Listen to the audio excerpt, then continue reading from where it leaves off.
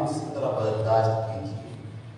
انہو اواب، وہ اللہ کی طرف رجوع کرنے والے تھے، اس کے باوجود کہ ذوالفضل وہ طاقت والے تھے، قوت والے تھے، زبردست بادشاہ تھے۔ ان کے صبر کرنے کا ایک قصہ پیش ہوا کہ دو آدمی ان کے سامنے پیش ہوئے اور دونوں نے مقدمہ پیش کیا۔ رات کے وقت میں آئے، دیوار پلان کر کے آئے، ان کے ذاتی کمرے میں، عبادت والے کمرے میں آئے، عبادت کے وقت میں آئے، لیکن وہ غصہ نہیں ہوئے اور انہوں نے ان کو مارا نہیں، پیٹا نہیں، کچھ نہیں کیا، ان کے درمیان فیصلہ کیا۔ حضرت داؤد علیہ السلام کے اس فیصلے کے اوپر تبصرہ کرتے ہوئے قرآن پاک کہتا ہے وَمَا خَلَقْنَا السَّمَاءَ وَالْأَرْضَ، اور ہم نے نہیں پیدا کیا آسمان کو، والارض اور زمین کو، وما بینہما اور آسمان اور زمین کے بیچ کی چیزوں کو، باطلا بیکار۔ اس پر غور کرنا ہے کہ اس قصے کے ساتھ اس کا کیا تعلق ہے کہ زمین اور آسمان بیکار نہیں ہے، اس کا کوئی مقصد ہے؟ ذَلِكَ ظَنُّ الَّذِينَ كَفَرُوا، اگر کوئی یہ گمان کرتا ہے کہ زمین اور آسمان نعوذ باللہ بیکار ہے، ایسے ایک نظام پیدا ہوا ہے، جانور پیدا ہو گئے، انسان پیدا ہو گئے، کیڑے مکوڑے پیدا ہوئے اور کھایا پیا اور پھر مر گئے، بس چھٹی ہو گئی، معاملہ ختم ہو گیا۔ اگر کوئی ایسا ہی سوچتا ہے ذَلِكَ ظَنُّ الَّذِينَ كَفَرُوا، یہ سوچ ان لوگوں کی ہے جو کافر ہیں، اور کفر بھی عام نہیں بلکہ کفر جو کفر پر ڈٹ گئے۔ فَوَيْلٌ لِّلَّذِينَ كَفَرُوا، تو تباہی ہے، ہلاکت ہے، بربادی ہے ایسے لوگوں کے لیے جنہوں نے کفر اختیار کیا۔ کس چیز کی بربادی؟ من النار، جہنم میں جانے کی، جہنم کی بربادی کا اعلان ایسے لوگوں کے لیے جنہوں نے کفر اختیار کیا۔ اور یہ سوچ کافروں کی ہے کہ زمین اور آسمان بیکار پیدا ہوئے۔ اور اس آیت کو اس کے ساتھ جوڑ لیں، میرے اور آپ کے آقا حضرت رحمت عالم صلی اللہ علیہ وسلم صبح کو بیدار ہوتے ہیں اور امام بخاری رحمۃ اللہ علیہ کو اللہ جزائے خیر عطا فرمائے، انہوں نے یہ عنوان قائم کیا کہ آپ بغیر وضو کے کوئی تلاوت کر سکتا ہے؟ تو اس کے جواب میں یہ روایت پیش کی کہ دیکھیے رسول اکرم صلی اللہ علیہ وسلم صبح جاگتے ہیں، الحمدللہ الذی احیانا بعدما اماتنا والیہ النشور، اس طرح کی دعائیں پڑھتے ہیں۔ اس کے بعد سورہ آل عمران کا آخری پورا رکوع پڑھتے ہیں۔ رکوع کہاں سے شروع ہوتا ہے؟ ان فی خلق السماوات والارض وما بینہما باطلا، بے شک زمین اور ان فی خلق السماوات والارض لآیات لأولی الالباب الذین یذکرون اللہ قیاما وقعودا وعلی جنوبہم یتفکرون فی خلق السماوات والارض ربنا ما خلقت هذا باطلا، وہ متشابہ لگ گیا تو میں نے اس کو ادھر جوڑ دیا۔ یہ پورا رکوع آپ پڑھتے تھے اور ابھی آپ نے وضو نہیں کیا ہوتا تھا، اور اللہ مجھے بھی اور آپ کو پڑھنے کی توفیق عطا فرمائے۔ توفیق بڑی چیز ہے، میں آپ کو سناتا ہوں، آپ سن لیتے ہیں، لیکن سچ بات یہ ہے کہ توفیق ملنی چاہیے۔ بسا اوقات رات کو ارادہ کر کے سوتا ہوں کہ صبح اٹھ کر یہ رکوع پڑھوں گا، لیکن کئی مرتبہ بھول جاتا ہے، نہیں یاد رہتا ہے، سنت ہے۔ اب اس رکوع میں بھی کیا ہے کہ ان فی خلق السماوات والارض واختلاف اللیل والنہار لآیات لأولی الالباب، زمین اور آسمان کے اندر اور اس تمام کائنات میں اللہ تعالیٰ کی معرفت کی، اس کے وجود کی، اس کی قدرت کی، اس کے ایک ہونے کی زبردست نشانیاں ہیں، مگر اس کے لیے لأولی الالباب، عقل والوں کے لیے۔ عقل والے کون ہیں؟ الذین یذکرون اللہ قیاما وقعودا وعلی جنوبہم، جو اللہ تعالیٰ کو یاد کرتے ہیں کھڑے بھی، بیٹھے بھی، لیٹے بھی، چلتے پھرتے بھی، ہر حال میں، دست بکار دل بیار، کام ہاتھ کام میں لگا رہتا ہے، زبان سے شاید کسی سے بات بھی کر رہے ہوں اور دماغ شاید ادھر ادھر بھی جائے کچھ سوچنے کے لیے، لیکن دل بیار، صرف دل سے اللہ کو یاد کر رہے ہوتے ہیں، یہ ان کی پہچان ہے۔ اور پھر کیا کہتے ہیں؟ ربنا ما خلقت هذا باطلا، اے پروردگار تو نے اتنی بڑی کائنات کو بیکار پیدا نہیں کیا. آگے ہے ربنا ما خلقت هذا باطلا سبحانك، تیری ذات پاک ہے کہ تو اتنی بڑی کائنات کو بیکار پیدا کرے. وقنا عذاب النار، اے پروردگار تو ہم کو جہنم کے عذاب سے بچا. یہاں جہنم کے عذاب کا کیوں تذکرہ ہے کہ ہم اس کائنات کو بیکار سمجھیں اور سمجھیں یوں پیدا کی گئی ہے. یہ تو کافروں کی سوچ ہے اور کافر تو جہنم میں جائیں گے. قنا عذاب النار، اے پروردگار تو ہمیں جہنم سے بچا. اب پھر اس آیت پر غور کیجئے، کاش کہ میں بھی سمجھوں آپ بھی سمجھیں کہ اس واقعے کے بعد اس کا کیا مطلب ہے. زمین آسمان کو اور اس کے بیچ کی چیزوں کو بیکار نہیں پیدا کیا گیا، اور ایسی سوچ بنانا کافروں کا کام ہے اور کافروں کے لیے بدترین عذاب ہے جہنم کا. اس بات کے اوپر ڈانٹا جا رہا ہے. کیا کہا جا رہا ہے؟ یہ کائنات بیکار نہیں پیدا ہوئی، کیا مطلب ہے؟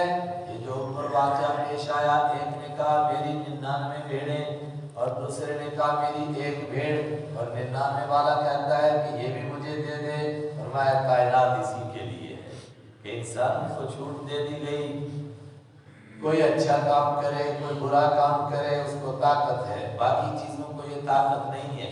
فرشتوں کو گناہ کرنے کی طاقت ہی نہیں ہے، پتھروں کو، کیڑوں کو، مکوڑوں کو، دوسرے چیزوں کو گناہ کرنے کی طاقت نہیں ہے. جانوروں کو صرف آپس میں ایک دوسرے پر زیادتی کرنے کی طاقت ہے، اور ان کو اس کا شعور بھی ہے کہ ہم غلطی کر رہے ہیں، اور ان کو اس کے اوپر سزا بھی ملے گی قیامت کے دن، مگر اس کے بعد وہ الٹی ہو جائیں گے. باقی کسی چیز کو یہ طاقت نہیں ہے. طاقت ہے انسان کو اور جنات کو.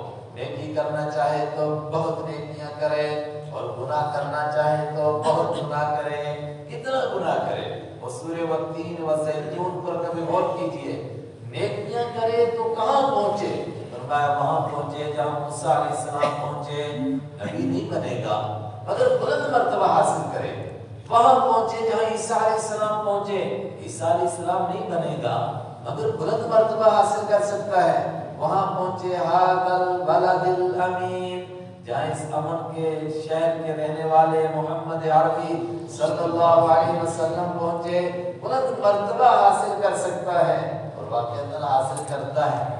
ایک حدیث پر غور کیجئے، امتی کہاں پہنچ سکتا ہے؟ امتی نبی کی بات نہیں ہے، کہاں پہنچ سکتا ہے؟ حضرت رسول اکرم صلی اللہ علیہ وسلم پر پہلی وحی نازل ہوئی، اور حضرت خدیجہ سے آپ نے کہا کہ میں نے ایسا ایسا دیکھا ہے اور مجھے تو اپنی جان کا خطرہ ہے، اتنا بڑا کام میں کیسے کر پاؤں گا. اور اسی کے اوپر فرماتے ہیں زمبلونی زمبلونی، مجھے چادر اڑا دو، مجھے لٹا دو. تو حضرت خدیجہ نے کیا فرمایا؟ ان اللہ لا یضیعک، اللہ آپ کو ضائع نہیں کر سکے گا، اللہ آپ کو ضائع نہیں کرے گا. کیوں؟ انک تصل الرحم، آپ تو رشتہ داری کو جوڑتے ہیں، آپ تو گرتوں کو اٹھاتے ہیں. وتکسب المعدوم، اور آپ تو جو کسی کھاتے بھی نہیں بیچارے ہیں، جو بالکل بوجھ بن گئے ہیں، ان کے لیے کماتے ہیں. آپ کے کمانے کا مقصد ان غریبوں کے لیے ہے، اپنے لیے ہے ہی نہیں. اتنے اچھے اچھے آپ کام کرتے ہیں، پھر اللہ تعالیٰ آپ کو ضائع کر دے، کیسے ہو سکتا ہے؟ دیکھیے حضرت خدیجہ ابھی ایمان نہیں لائی، اور یہ 6 صفتیں ہیں. مجھے ادھر پورا نہیں جانا ہے، لمبی بات ہے. 6 صفات بیان کی حضرت خدیجہ نے، بالکل یہی 6 صفتیں ہیں جو حضرت ابوبکر صدیق کی بیان کی ہیں ابن دغنہ نے. اور ابن دغنہ بھی ایمان نہیں لائے تھے، اور ابن دغنہ کے لیے تو کہا گیا کہ بعد میں بھی نہیں لائے، مگر اس نے بھی حضرت ابوبکر صدیق کی یہی 6 صفات بیان کی ہیں. جب آدمی نیک بنے تو کہاں پہنچتا ہے، یہ میں کہنا چاہتا ہوں. کیا بلند مرتبہ حاصل کرتا ہے آدمی، لیکن اگر گر جائے تو کہاں گرتا ہے؟ ثم رددناه اسفل سافلین، پھر نیچوں سے بھی نیچے گرتا ہے.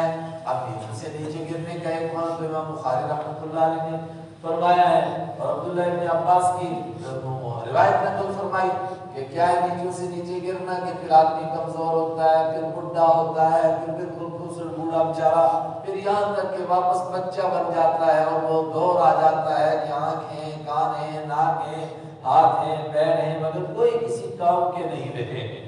ایک تفسیر تو یہ، اور دوسری تفسیر جمہور نے کی کیا کہ پھر یہ گر جاتا ہے انسان. اور کتنا گرتا ہے؟ جو نیک بننا چاہے وہ وہاں پہنچا، جو بد بننا چاہے تو کتنا گرتا ہے؟ اتنے گندے کام کرتا ہے کہ شاید شیطان بھی نہ کر سکا ہو، ایسے کام کرتا ہے جو دنیا کے بدترین مخلوق نہیں کر سکتی، بندر نہیں، سور نہیں، بہت گندے کیڑے مکوڑے نہیں کر سکتے وہ کام جو انسان کر سکتا ہے۔ یہ دو طاقتیں انسان کو دی۔ اب ایک کو 99 والا اور ایک والا ہے، یہ لوٹ کھسوٹ کا دور، میں اسی کے لیے تو انسان کو پیدا کیا ہے، یہ بیکار نہیں ہے۔ انسان کو یہ ساری چیز طاقتیں دی گئیں اور ساری چیزیں انسان کی خدمت میں لگ گئیں، اور اب کس لیے کائنات ہے؟ بیکار نہیں ہے، اس امتحان کے لیے کہ کون اچھا کام کرے اور کون خراب کام کرے اور پھر اس کا کوئی بدلہ ملے۔ دیکھیے دو آدمیوں نے غلطی کی ہے تو حضرت داؤد علیہ السلام نے فیصلہ کیا، پھر اللہ تعالیٰ نے فرمایا یا داؤد انا جعلناک خلیفۃ فی الارض، ہم نے آپ کو خلیفہ بنایا ہے، ظالموں کو سزا دو، مظلوموں کے آنسو پوچھو، لوگوں کے درمیان انصاف سے فیصلہ کرو۔ تو جو اللہ حضرت داؤد کو حکم دے رہا ہے لوگوں کے درمیان انصاف کرو، تو کیا وہ اللہ فیصلہ نہیں کرے گا؟ تو کیا جرم کرنے والوں کو کوئی سزا نہیں ملے گی؟ دنیا میں تو ملی نہیں، دنیا میں تو صرف سزا کتنی ہے، صرف یہاں کے حالات کو مینٹین کرنے کے لیے آج کی زبان میں تھوڑا زیادہ حالات خراب نہ ہو جائیں، ورنہ فرعون کو بھی چھوٹ ہے اور بسا اوقات ظالم ظلم کرتے کرتے مر جاتا ہے اور مظلوم ظلم سہتے سہتے مر جاتا ہے۔ یہاں تو کوئی فیصلہ ہوا نہیں، اگر یہاں بھی فیصلہ نہیں ہوا، مر کر بھی فیصلہ نہ ہو، اس کا مطلب یہ کائنات تم بیکار سمجھ رہے ہو۔ کائنات بیکار پیدا نہیں کی گئی۔ ذالک ظن الذین کفروا، یہ گمان ہے ان لوگوں کا جنہوں نے کفر کیا۔ فویل للذین کفروا، تو بربادی ہے، ہلاکت ہے ان لوگوں کے لیے جنہوں نے انکار کیا، اس حقیقت کو تسلیم نہیں کیا۔ من النار، ان کے لیے جہنم کی بربادی ہے، وہ جہنم میں گریں گے، پھر ان کو پتہ چلے گا کیسے برباد ہوئے۔ اب جو میں نے عرض کیا ابھی کہ دنیا کس لیے ہے؟ تاکہ کوئی اچھا کام کرے گا، کوئی خراب کام کرے گا، اس کا آخرت میں صلہ ملے گا۔ اس کو دیکھو بیان کر رہا ہے قرآن، ام نجعل الذین آمنوا وعملوا الصالحات کالمفسدین فی الارض ام نجعل المتقین کالفجار۔ کیا سوچا لوگوں؟ کچھ عقل سے تو کام لو۔ ام نجعل الذین آمنوا، کیا ہم بنا دیں گے ان لوگوں کو آمنوا جو ایمان لائے، وعملوا الصالحات اور جنہوں نے نیک کام کیے، کالمفسدین فساد پھیلانے والوں کی طرح، ایک رات کو ڈکیتیاں ڈالنے کے لیے جاگتا ہے، چوریاں کرنے کے لیے جاگتا ہے، دوسروں کو ستانے کے لیے جاگتا ہے، نعوذ باللہ کسی عزت والے کی عزت پر حملہ کرنے کے لیے، کسی کی لڑکی لے کر بھاگنے کے لیے جاگتا ہے، اور ایک ساری رات سجدے میں جاگتا ہے، اللہ کے بندوں کے لیے اٹھ کر دیکھتا ہے کسی کو کوئی پریشانی تو نہیں ہے، کوئی مصیبت زدہ تو نہیں ہے۔ رحمت عالم صلی اللہ علیہ وسلم دنیا سے تشریف لے گئے، صحابہ نے کام بانٹے، ایک کام حضرت عمر رضی اللہ عنہ فرماتے ایک کام میری نظر میں تھا اور میں دل میں دعائیں کر رہا تھا، اے کاش یہ کام کوئی نہ لے، ایک اندھی بوڑھی کی خدمت کرنا، کاش یہ مجھے مل جائے۔ تو جب کسی نے وہ کام نہیں تذکرہ کیا تو میں دل میں بڑا خوش ہوا، یہ کام میں کروں گا۔ اب تہجد سے پڑھ کر کے میں نماز سے پہلے چلا بڑی بی کی خدمت کرنے کے لیے، تو میں پہنچا وہاں کہ آپ کی بکری کا دودھ نکال دوں، آپ کا پانی بھر دوں، آپ کے گھر میں جھاڑو لگا دوں۔ انہوں نے کہا کہ بیٹے آپ سے پہلے کوئی آیا تو وہ یہ کام کر گیا، یا خدا یہ کون ہے؟ میں دوسرے دن تہجد سے پڑھتے ہی گیا تو پھر اس نے کہا کہ یہ کام تو کوئی کر گیا۔ میں تیسرے دن پہنچا تہجد سے بھی پہلے، میرے تک کوئی مسئلہ نہیں، بندہ کون ہے؟ ادھر لسٹ میں تو نام کسی نے لکھوایا نہیں تھا، تو آپ دیکھا کوئی بزرگ سامنے سے آ رہے ہیں مگر چپل ہاتھ میں لیے ہوئے، تو میں نے دیکھا غور سے تو حضرت ابوبکر صدیق ہیں، اس پر حضرت عمر نے کہا عمر تو مرے اور تیری ماں تجھ کو روئے تو اس کا مقابلہ کرے گا؟ جو غار ثور میں اکیلا تھا اللہ کے نبی کے ساتھ، اس کا کون مقابلہ کر سکتا ہے؟ حضرت ابوبکر وہ کام کر کے آ گئے۔ میں نے کہا میرے ماں باپ آپ پر قربان ہوں، مجھے یہ بتاؤ جوتے ہاتھ میں کیوں نہیں رکھے ہیں؟ چپ ہو جو، آہستہ بولو، لوگوں کی نیند خراب ہوگی، جب جوتوں سے کھٹ کھٹ ہوتی ہے تو لوگوں کی نیند خراب ہوتی ہے۔ ہم اس نبی کے امتی حضرت عائشہ صدیقہ فرماتی آپ صبح تہجد کے لیے اٹھتے تھے تو کیسے اٹھتے تھے؟ فرمایا چارپائی سے اٹھتے تھے محلہ، جوتے پہنتے تھے محلہ، دروازہ کھولتے تھے محلہ، بہت آہستہ سے، بہت آہستہ سے۔ اور ایک روایت میں تو ایسے تشبیہ دی جیسے بلی شکار کے لیے چلتی ہے دبے پاؤں، کہ ذرا سا اس کو آہٹ بھی نہ ہو، اس طرح آپ اٹھتے تھے کہ آپ کے اٹھنے سے اگر مجھے نہیں اٹھنا ہے، عورت کے کے مختلف دن ہیں تو مجھے اگر نہیں اٹھنا کہیں مجھے تکلیف نہ ہو جائے. اور فرماتی میں جاگتی تھی اور آپ کا یہ منظر دیکھتی تھی. اللہ اکبر، کیا شان ہے اللہ کے حبیب صلی اللہ علیہ وسلم کی. اب یہ دو قسم کے آدمی ہیں، ایک رات کو ڈکیتی کے لیے جاگ رہا ہے، بدماشی کے لیے جاگ رہا ہے، بدماش نے بہت چوریاں کی ہیں، رشوت کھائی ہے، رات بھر فائلیں جوڑ رہا ہے کہ کسی طریقے سے ہو جائے، میرے کام کسی بارش قریب آ گیا ہے، دونوں برابر کا جان چھوٹ جائے کہیں پھنس نہ جاؤں. ایک اس کے لیے جاگ رہا ہے اور دوسرا یہ اس کے لیے جاگ رہا ہے اور جوتے ہاتھ میں لیے ہوئے کہ کھٹ کھٹ سے کسی کو تکلیف نہ ہو جائے. کیا میں دونوں کو برابر رکھ دوں؟ کیا میں مرنے کے بعد دونوں کو ایک ہی مقام عطا کر دوں؟ کیا سمجھا؟ الیس اللہ بیحکم الحاکمین، کیا اللہ حاکم نہیں ہے؟ کیا اللہ مردوں کے درمیان فیصلہ نہیں کرے گا؟ ام نجعل الذین آمنوا ام نجعل، کیا ہم بنا دیں گے الذین آمنوا، ان لوگوں کو جو ایمان لائے، وعملوا الصالحات، اور جنہوں نے نیک عمل کیے، کالمفسدین فی الارض، زمین میں فساد پھیلانے والوں کی طرح. اور زمین میں فساد کیا ہے؟ اللہ کے حکموں کی نافرمانی کرنا فساد ہے، لوگوں کو ستانا فساد ہے، قتل و غارت مچانا فساد ہے. یعنی اردو میں جو فساد کا معنی ہے نا، لڑائی جھگڑے کرنا، عربی میں وہ نہیں ہے. عربی میں کہتے ہیں فسد اللبن، دودھ فاسد ہو گیا تو اس کا مطلب دودھ جھگڑا کیا کسی کے ساتھ، خراب ہو گیا، جو مقصد تھا وہ اس کا فوت ہو گیا. تو انسان جس مقصد کے لیے پیدا کیا گیا اس مقصد کے خلاف جو بھی کام کرتا ہے وہ فساد ہوتا ہے. کالمفسدین فی الارض، فسادیوں کی طرح ہم بنا دیں گے اور دونوں کے دونوں ایک ہی جگہ چلے جائیں گے.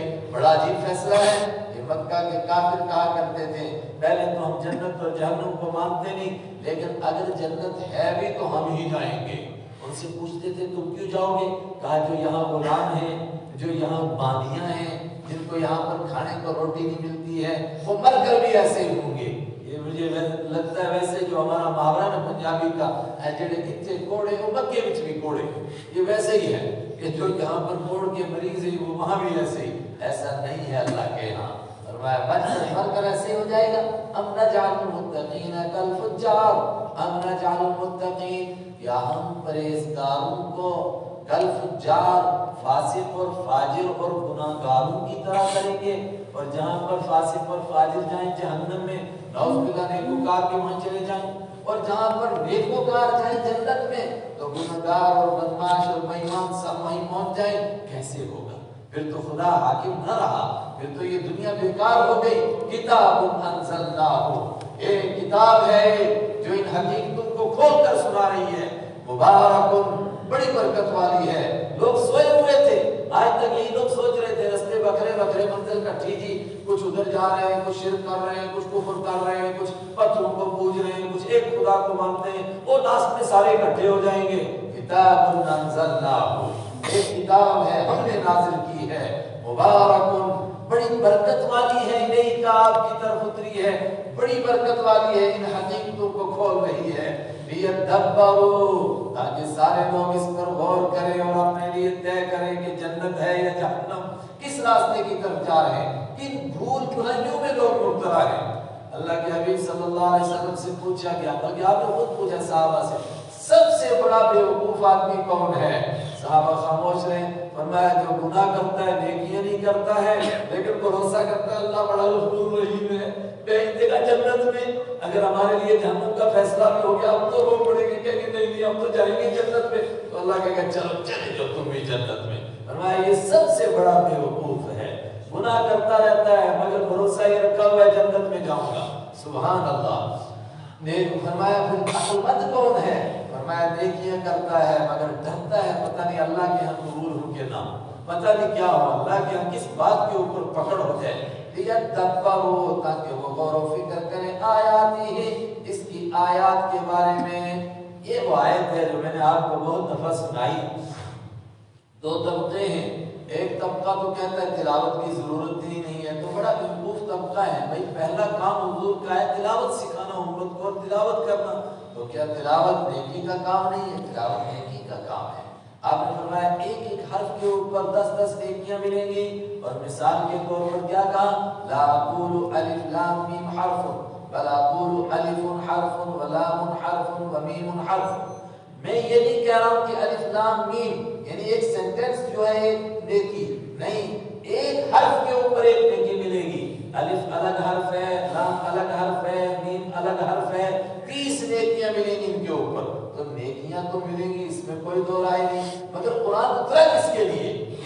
بات کچھ اس کو بیکار سمجھ رہے ہیں کہ تلاوت کافی ہے جی، ترجمہ سمجھنے کی کیا ضرورت ہے؟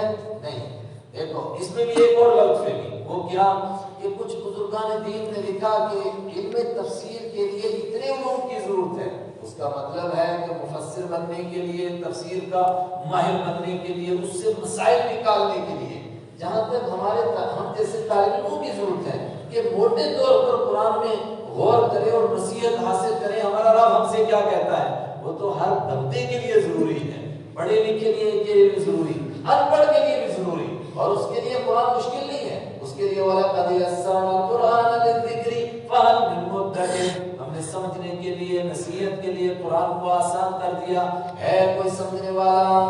اور یہ بدبختی ہے ہماری، خاص طور سے کلمہ پڑھنے والوں کی، ان لوگوں کی جو قرآن سمجھنا ہی نہیں چاہتے، ورنہ کتنا آسان ہے۔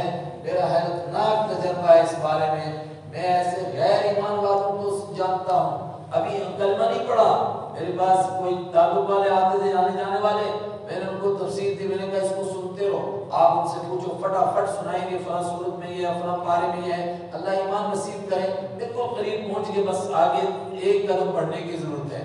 اور ایسے لوگوں کو تو میں ہزاروں کو جانتا ہوں کہ جن کو قرآن پڑھنا نہیں آتا مگر تفسیر سنتے رہتے ہیں، کبھی کسی بزرگ کی سنتے ہیں، کبھی کسی کی سنتے ہیں، تو ان سے پوچھو کہ قرآن میں کیا ہے، فوراً بتائیں گے یہ ہے قرآن پاک میں۔ یہ ان کی کمزوری ہے کہ انہوں نے ابھی تک قرآن پاک پڑھنا کیوں نہیں سیکھا ہے، یہ تو بڑی بدبختی ہے۔ لیکن میں کہتا ہوں کہ ایک پہلو تو حاصل ہوا، قرآن مشکل نہیں ہے مگر سننا ہی نہیں چاہتا ہے، سمجھنا ہی نہیں چاہتا ہے ایک طبقہ، لیدبروا، تاکہ وہ غور و فکر کریں آیات ہی، اس کی آیات میں، ولیتذکر اولو الالباب، اور جب غور و فکر کریں گے تو کیا ہوگا، ولیتذکر، اور تاکہ نصیحت حاصل کریں گے، اولو الالباب، عقل والے، غور و فکر سب کریں گے مگر نصیحت کس کو نصیب ہوگی، عقل والوں کو نصیحت ہوگی، اولو الالباب۔ بات تو اوپر سے چل رہی تھی، اللہ کے حبیب صلی اللہ علیہ وسلم کو فرمایا گیا کہ اصبر علی ما یقولون، آپ کو جو کچھ کہہ رہے ہیں، کوئی دیوانہ کہتا ہے، کوئی شاعر کہتا ہے، کوئی کاہن کہتا ہے، کوئی پاگل کہتا ہے، پتہ نہیں کیا کیا کہہ رہے ہیں، ذہنی طور پر آپ کو اذیت پہنچا رہے ہیں، آپ برداشت کیجیے اور یاد کیجیے ہمارے بندوں کو انہوں نے کس طرح برداشت کیا تھا۔ اس کے لیے ایک قصہ پیش ہوا حضرت داؤد علیہ السلام کا، اور واقعہ ان کے صبر کو داد دیجیے۔ آپ تصور کیجئے نا کہ کسی کے بعد تھوڑی سی بھی طاقت ہو تو وہ یہ برداشت کرے گا، بالکل نہیں برداشت کرتا ہے، غصہ آتا ہے آدمی کو۔ میرے پاس ایک نوجوان آیا، اپنی بات اس لیے سناتا ہوں کہ میں مطلب جو کہنے والا ہے میں اپنا ہاتھ جانتا ہوں سب سے زیادہ۔ نوجوان آیا دوپہر میں کھٹکھٹ بجانے لگا تو جاگا میں نے کہا یار یہ دوپہر کا جو سونا ہے نا وہ ہمارے لیے خالص سونا ہے، اس میں کوئی ملاوٹ نہیں ہے، 10 منٹ اگر سو جاتے ہیں تو دماغ ہلکا ہوتا ہے، کیونکہ تعلیم کے زمانے سے ہم کو یہی سکھایا جاتا ہے کھانا کھا کر دوپہر کو تھوڑی دیر سونا ہے، چاہے 10 منٹ ہی موقع مل جائے۔ تو اس نے جواب کیا دیا، کہتا ہے سونا تھا مولوی کیوں بنا، غصہ آیا مجھے بھی۔ تو لیکن پھر فوراً مجھے یاد آیا کہ حضرت داؤد علیہ السلام کے پاس رات کے وقت میں پہنچ گئے، کوئی غصہ نہیں اور فیصلہ فرما رہے ہیں۔ ایک اور قصہ سنے حضرت سلیمان علیہ السلام کا، اور وہ حضرت داؤد علیہ السلام کے سے بھی زیادہ بڑے بادشاہ اور بیٹے انہی کے ہیں، مگر ان سے بڑی طاقتور حکومت ہے، مگر وہ بھی آزمائشوں میں مبتلا ہوئے، امتحانوں میں مبتلا ہوئے، مگر انہوں نے بھی برداشت کیا اور کس قدر صبر کر کے دکھایا، ڈٹ کر کے دکھایا۔ وَوَهَبْنَا لِدَاوُودَ سُلَيْمَانَ، اور ہم نے حضرت داؤد وَوَهَبْنَا، اور عطا کیے ہم نے، ابھی وہاب کا لفظ ہے عطا کرنا، دینا، وَوَهَبْنَا، ہم نے عطا کیے لداؤد، حضرت داؤد کو، سلیمان، حضرت سلیمان علیہ السلام، نعم العبد، وہ کتنے زبردست بندے تھے وہ، اور انسان کتنا بھی اونچا مقام پر پہنچے اس کا کمال کیا ہے کہ وہ کیا بنے، اللہ کا بولو، بندہ بنے، اس کا کمال کیا ہے، بندہ بنے۔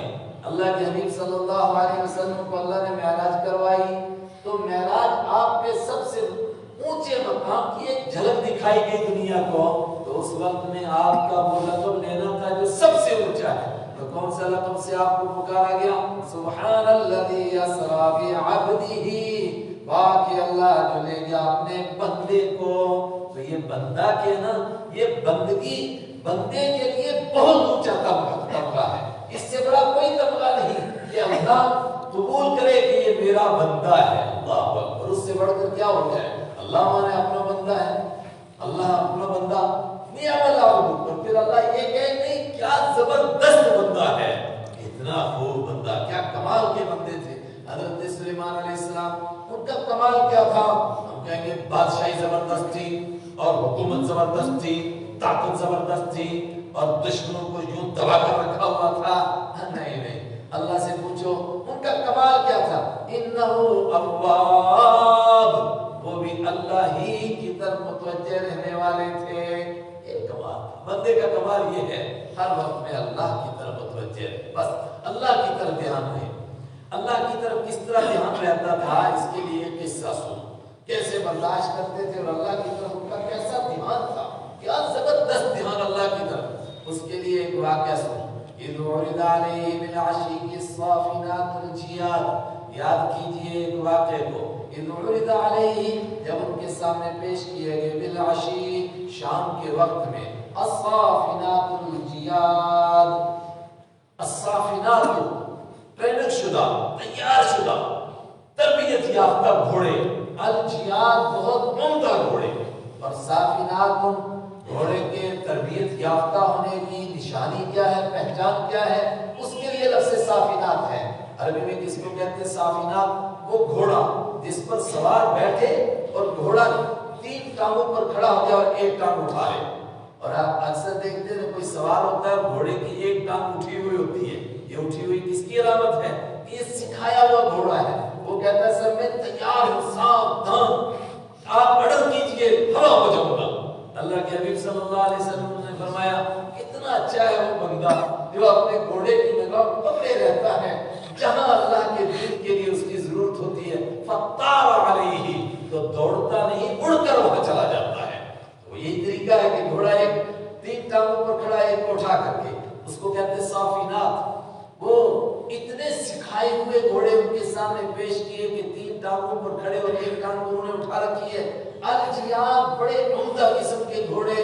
وقال انی احببت حب الخیر عن ذکر ربی، وقال، انہوں نے فرمایا انی احببت حب الخیر، فرمایا یہ گھوڑے بڑے پسند آئے، بڑے مزیدار گھوڑے ہیں، لیکن فوراً سمجھایا اپنے آپ کو اور اپنے ساتھیوں کو بھی، مجھے دنیا سے کچھ لینا دینا نہیں۔ اور ابھی آگے آ رہا ہے کہ انبیاء کرام کیسے ہوتے ہیں، انا اخلصناہم بخالصۃ ذکر الدار، اگلے رکوع میں آ رہا ہے، ان کے دل میں آخرت کی تمنا ہوتی ہے، ان کو کچھ لینا دینا ہی نہیں ہوتا اس دنیا سے، ہم وقت آخرت کی طرف توجہ، ہم وقت آخرت کی طرف توجہ۔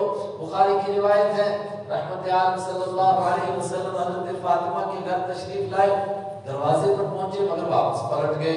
حضرت فاطمہ پریشان ہوگی کیوں واپس گئے؟ حضرت علی تشریف لائے رضی اللہ عنہ، حضرت فاطمہ نے عرض کیا کہ دیکھو والد صاحب حضرت تشریف لائے تھے اللہ کے حبیب صلی اللہ علیہ وسلم، مگر واپس چلے گئے، کیا ہوا؟ حضرت علی رضی اللہ تعالیٰ عنہ حاضر خدمت میں عرض کیا کہ آپ کس بات پر ناراض ہوئے؟ فرمایا گھر کے اوپر وہ پردہ نہیں پڑا ہوا تھا منقش، مجھے کیا لینا ہے دنیا سے، میری بیٹی کے گھروں پر ایسے پردے، منقش پردے، ہم کو گوریوں کے پردے اچھے لگتے ہیں، یہ کس لیے رکھا ہوا ہے؟ حضرت علی نے اسی وقت میں پھاڑا اور اس کو تکیے کے غلاف پر چڑھا، غلاف کے طور پر استعمال کر لیا۔ ایک موقع کے اوپر دیوار پر پردہ تھا، فرمایا اچھا اب گھروں کو بھی کپڑے پہنائے جاتے ہیں، اور ہمارا یہ دور تو ماشاءاللہ ہی کپڑوں کا ہے۔ انبیاء کرام کی توجہ آخرت کی طرف ہوتی ہے ہمیشہ، اس لحاظ سے اب ترجمہ کیجیے، آیت ذرا مشکل ہے۔ حب الخیر، انہوں نے فرمایا احببت، میں نے محبت کی، حب الخیر، خیر کی محبت، خیر کا معنی اس مال سے محبت، خیر کا معنی مال، سورہ عادیات میں بھی وَإِنَّهُ لِحُبِّ الْخَيْرِ لَشَدِيدٌ، آدمی مال کی محبت میں بڑا سخت ہوتا ہے۔ میں نے ان گھوڑوں سے، مال سے محبت کی ہے، عن ذکر ربی، وعن معنی ہو بذکر ربی، اپنے رب کے ذکر کے لیے، اپنے رب سے محبت کرنے کے لیے، مجھے کیا لینا تم گھوڑوں سے، لیکن چونکہ یہ رب کے دین کی سربلندی میں کام آتے ہیں، اللہ کے دین کے لیے کام آتے ہیں، اس لیے مجھے یہ بہت پسندیدہ ہے۔ اللہ اکبر۔ اللہ کے حبیب صلی اللہ علیہ وسلم فرماتے ہیں جو صرف اللہ کے دین کی خدمت کے لیے، اللہ کے دین کی سربلندی کے لیے گھوڑا پالا جاتا ہے، وہ گھوڑا اللہ کے کتنا قیمتی ہے۔ فرمایا قیامت کے دن بندے کی نمازیں تلیں گی، اور روزے تلیں گے اور زکات تلیں گی، تو فرمایا ایک وہ بندہ جس نے ایک گھوڑا پالا، پھر اس کو لمبی رسی سے باندھا تو گھوڑا پھرتا ہے اور گھاس چرتا ہے، اور کبھی رسی کو چھوڑ دیتا ہے تو پھر وہ گھاس چرتا ہے اور پھر چھلانگ مار کر کے اونچے پہاڑ پر چڑھتا ہے، پھر ادھر جاتا ہے۔ اور گھوڑے کا مزاج کیا ہے کہ جب پیٹ بھرتا ہے اس کو پھر لید کرتا ہے، پھر گوبر کرتا ہے۔ وہ کیا اللہ وہ کہتے ہیں اللہ کا کرنا ذکر ہی نہیں ہے، کیا بیوقوفانہ بات ہے؟ اللہ کرنا کیوں نہیں ذکر ہے؟ سبحان اللہ الحمدللہ یہ بھی ذکر ہے، لیکن اللہ کے دین کے کام کرنا، مثلا ایک آدمی سبحان اللہ کر رہا ہے اور دوسرا تلاش میں ہے کہ ایک غریب ہے بیچارہ اس تک کسی طرح پہنچو، رمضان کا مہینہ ہے اس کو زکات دو، وہ بھی ذکر کر رہا ہے۔ یہاں دیکھیے نا گھوڑے جہاد کے لیے، لیکن حضرت سلیمان کیا کہہ رہے ہیں؟ ذکر ربی، اپنی رب کی یاد کے لیے ہیں گھوڑے۔ ذکر ربی، میں نے مال سے محبت کی اپنے رب کے ذکر کے لیے، ہر معنی میں لی کے کیا میں نے، حتی توارت بالحجاب، یہاں تک کہ گھوڑے توارت چھپ گئے بالحجاب، پردے میں، یعنی دوڑائے، اس پر سوار بیٹھے اور سواروں نے دوڑائے گھوڑے اور دوڑتے دوڑتے میدان کراس کر گئے۔ حضرت سلیمان علیہ السلام بڑے خوش ہوئے، فرمایا ردوها علیہ، واپس لاؤ ان کو میرے پاس۔ فتفق بالسوق والاعناق، فتفق تو وہ چھونے لگے، مسحن شروع کیا، مسحن تفقہ شروع کیا، مسحن چھونا، بالسوق پنڈلیوں کو، والاعناق اور ان کی گردنوں کو۔ اور یہ گھوڑے والے جانتے ہیں کہ گھوڑے کو خوش کرنے کے لیے، سہلانے کے لیے کیا کرتے ہیں؟ اس کی تھوڑی سی کمر کو اور ذرا سی گردن کو کھجلاتے ہیں، اور اس کی پیٹھ کو، تو گھوڑا کتنا خوش ہو جاتا ہے، وہ سمجھ جاتا ہے کہ یہ سوار ہے، اور سوار کے بیٹھتے گھوڑے کو پتہ چلتا ہے کہ اناڑی ہے یا کھلاڑی ہے، یعنی واقعی سوار ہے یا نہیں ہے۔ اور گھوڑا پہ جو بیکار قسم کا وہ نہ چلانا نہیں آتا، اس کو برداشت نہیں کرتا ہے، بار بار چاہتا ہے کہ گرے کسی طرح، بے وقوف اس کو آتی ہے نہیں سواری کرنا۔ ایک دوسری تفسیر اسی کی، اور وہ بھی صحابہ سے منقول ہے، وہ بھی درست ہے۔ وہ کیا ہے؟ حضرت سلیمان علیہ السلام کے سامنے گھوڑے پیش ہوئے، فقال انی احببت حب الخیر عن ذکر ربی، وہ گھوڑوں کو دیکھنے میں اس قدر مصروف ہوئے کہ ان کا کوئی ذکر جو خاص وقت میں کرتے تھے، اس وقت ذکر کا وقت ہی نکل گیا۔ جب ذکر کا وقت نکل گیا، اکثر نے کہا کہ عصر کی نماز قضا ہونے کے قریب ہو گئی، ان کو بڑا غصہ آیا، ان گھوڑوں میں میں اتنا مصروف ہو گیا کہ اللہ کو یاد کرنا ہی نہیں یاد رہا۔ حب الخیر، گھوڑوں کی محبت سے میں نے محبت کی، عن ذکر ربی، اپنے رب کی یاد سے غافل ہو کر۔ اور عربی زبان میں اس کی گنجائش ہے کہ عن ذکری کا ترجمہ یہ بھی کریں اپنے رب کی یاد کے لیے، اور یہ بھی ترجمہ کر سکتے ہیں رب کی یاد سے اعراض کر کے۔ حتی توارت بالحجاب، یہاں تک کہ سورج پردے میں چلا گیا، اب گھوڑے نہیں بلکہ سورج پردے میں چلا گیا۔ ردوها علیہ، کہا واپس لاؤ ان کو میرے پاس۔ فتفق مسحا بالسوق والاعناق، تو ان کی گردنوں کو اور پنڈلیوں کو چھونا شروع کیا، کہا چھونے کا مطلب کہ ان کو ذبح کرنا شروع کر دیا۔ اور اس دور میں گھوڑے کا گوشت تو آج بھی حرام نہیں ہے، البتہ چونکہ وہ سواری کے لیے پسندیدہ نہیں، تو اس کو ذبح کیا اور کہا بانٹ دو اس کو۔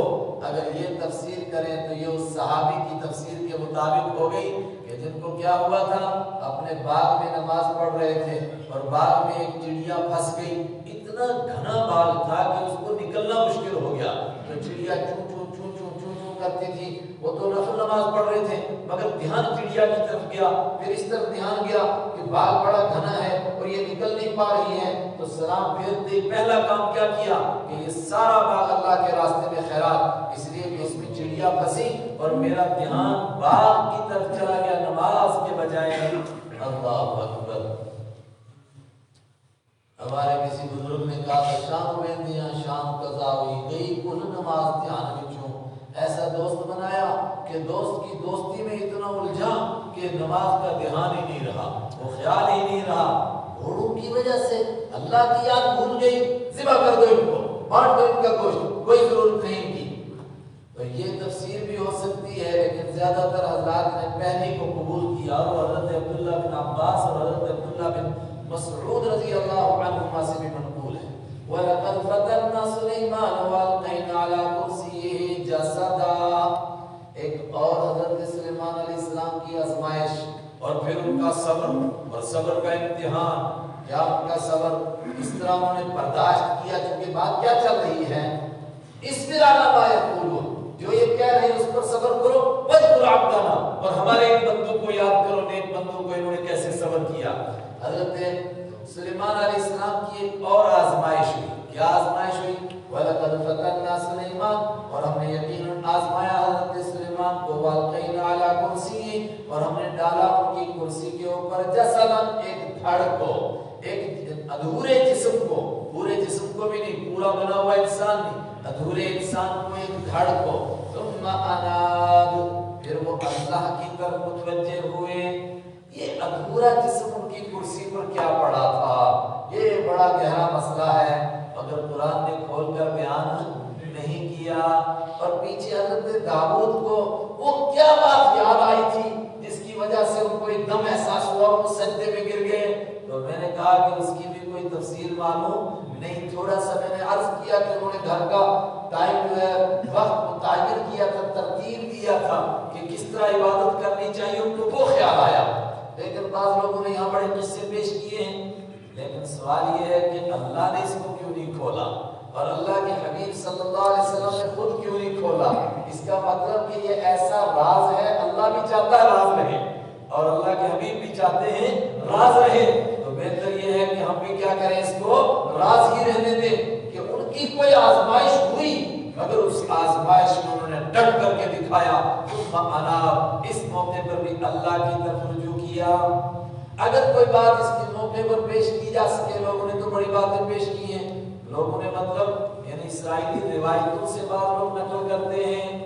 ایک بات ہو سکتا ہے، مسلم شریف کی ایک روایت ہے، روایت اپنی جگہ درست ہے، لیکن بحث ہے کہ وہ اس آیت کی تفسیر ہے یا نہیں، لیکن میں سمجھتا ہوں کہ ہو سکتی ہے اس کی تفسیر۔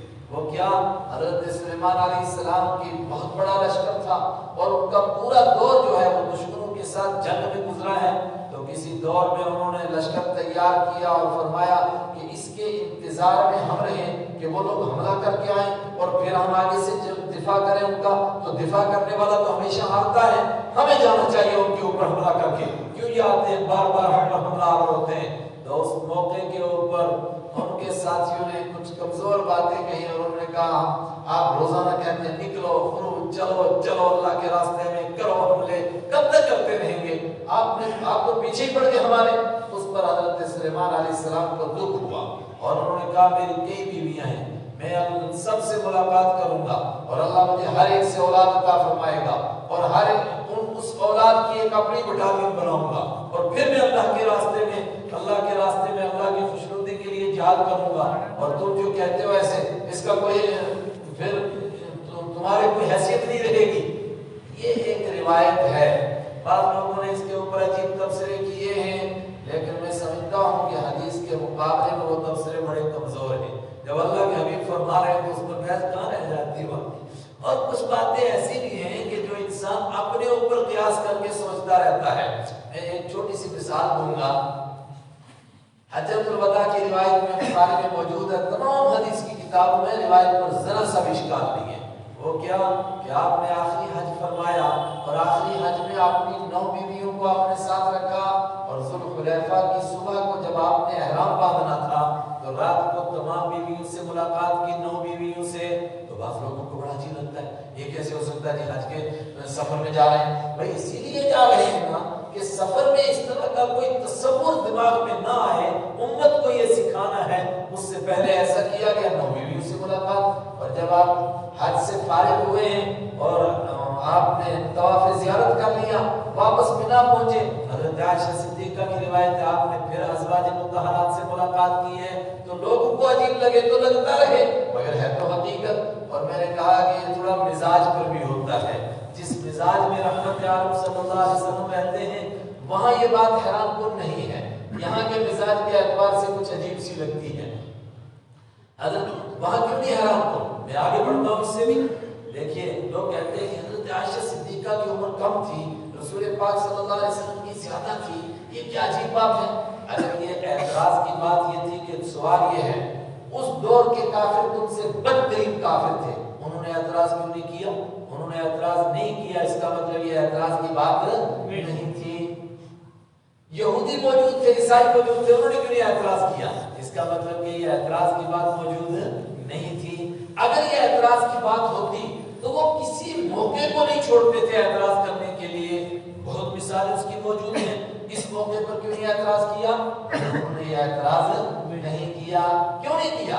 یہاں مزاج بھی تھوڑا دوسرا ہے، وہاں مزاج وہ نہیں ہے۔ وہاں کیا مزاج ہے؟ بخاری کی حدیث موجود ہے، کیا کریں گے؟ امام بخاری نے پیش کیا کہ ہمارے استاد نے عبداللہ بن صالح کا نام لیا، انہوں نے اپنے پڑوسی کی ایک بات بتائی کہ میں نے اپنے پڑوس میں ایک عورت کو دیکھا جو 21 سال کی عمر میں نانی بن گئی تھی۔ آپ انڈیا میں کس عورت کو 21 سال میں نانی بناؤ گے؟ 21 سال میں نانی بن گئی۔ جیسے 9 سال کی عمر میں بالغ ہو سکتی ہے بچی، اور عرب میں اکثر بالغ ہو جاتی ہے 9 سال میں۔ 9 سال میں بالغ ہوئی، اس کا نکاح ہوا، 1 سال میں اس کے یہاں بیٹا ہو گیا، بیٹی ہو گئی، اور وہ بیٹی 9 سال میں بالغ ہو گئی، اور ٹھیک 20 سال ہو گئے نا، تو بلکہ 9 اور 19 سال ہوئے، وہ بالغ ہو گئی۔ جب وہ بالغ ہوئی اس کا نکاح ہوا، اور 1 سال کے بعد اس کے یہاں بچہ ہو گیا 21 سال کی عمر میں، تو 21 سال کی عمر میں وہ نانی بن گئی کہ نہیں بن گئی؟ بولیے نا، بخاری کی روایت ہے۔ معلوم ہوا کہ کچھ چیزیں مزاج پر بھی ہوتی ہیں۔ تو حضرت سلیمان علیہ السلام نے تمام اپنی بیویوں سے ملاقات کی اور اس کے لیے کہا کہ ہر ایک سے اللہ اولاد عطا کرے گا، اور میں اسی کو لے کر کے اللہ کے راستے میں جہاد کروں گا۔ تو بہت سارا مفسرین کا طبقہ کہتا ہے کہ یہی آزمائش تھی حضرت سلیمان علیہ السلام کی۔ وَلَقَدْ فَتَنَّا سُلَيْمَانَ، اور ہم نے سلیمان علیہ السلام کو آزمائش میں مبتلا کیا۔ کیوں؟ وہ ان سے انشاءاللہ کہنا چھوٹ گیا تھا، حدیث میں ہے، ان کو تنبیہ ہو گئی۔ القینا علی کرسی جسدا، اور ہم نے ان کی کرسی کے اوپر ایک دھڑ کو ڈالا۔ ثم انا، پھر وہ اللہ کی طرف متوجہ ہوئے، اللہ کی طرف متوجہ ہوئے تو کیا ہوا؟ اللہ نے معاف کر دیا، معمولی بات تھی، معاف ہو گئی۔ وہ تو ان کے مرتبے کے اعتبار سے لغزش تھی، ورنہ حقیقت میں کوئی لغزش نہیں تھی۔ لیکن بتانا یہی ہے قرآن کو کہ اتنے بڑے طاقتور بادشاہ تھے، یہودیوں نے ان کو کتنا ستایا، کتنی تکلیفیں دی، ان کے خلاف کیسے بیہودے قسم کے قصے گھڑے یہودیوں نے، یہاں تک کہ قرآن پاک کو کہنا پڑا کہ حضرت سلیمان نے کفر نہیں کیا، کفر تو جادوگر کرتے تھے، شیاطین کرتے تھے۔ یہ بات کیوں کہنی پڑی قرآن پاک کو؟ اس لیے کہ جب آپ صلی اللہ علیہ وسلم مدینہ میں گئے، اس وقت میں یہودیوں کا ذکر یہ تھا کہ وہ نعوذ باللہ حضرت سلیمان علیہ السلام کو کافر کہتے تھے، اور رسول پاک صلی اللہ علیہ وسلم کی طرف اشارہ کر کے کہتے تھے کہ دیکھو ان کو، یہ تو داؤد کے بیٹے سلیمان کو بھی مسلمان کہتا ہے۔ اور کمال یہ ہے کہ آج کے یہودی ان کو مسلمان مانتے ہیں، بلکہ نبی مانتے ہیں۔ کیوں؟ ہر قوم اپنی تاریخ پر فخر کرتی ہے۔ یہودیوں نے دیکھا ہماری تاریخ کے ہیرے کون ہیں، تو حضرت داؤد علیہ السلام اور حضرت سلیمان علیہ السلام کے سوا کچھ بچتا ہی نہیں ہے، اور ان دونوں کو وہ کہتے ہیں ہمارے ہیں ہی نہیں، ان کے خلاف انہوں نے گندے قصے گھڑے تھے۔ تو یہودیوں کو پھر شرم آنے لگی۔